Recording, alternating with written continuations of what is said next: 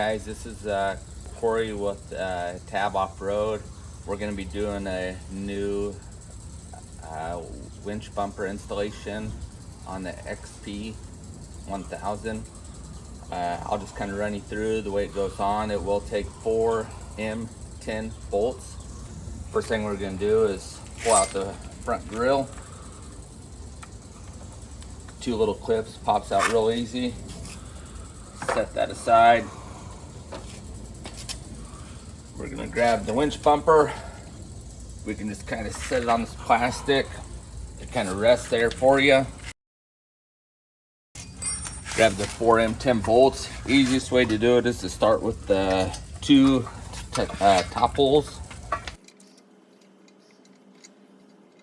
Just gonna hand tighten those a little bit to hold them in place.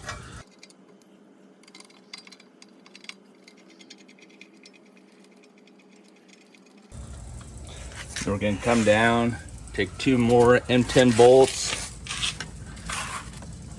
We do have a bracket that goes back and it kind of hangs on.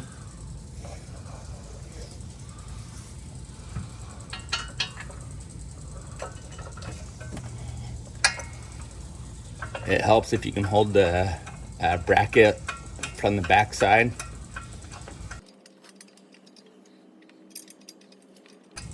Once again, we're just gonna finger tighten these 2 bolts. Then you're gonna want to make sure the bumper sits in there nice and straight. Grab a 15mm.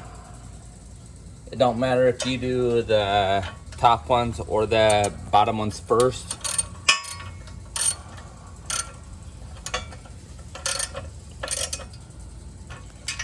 You want to snug those bolts up pretty good.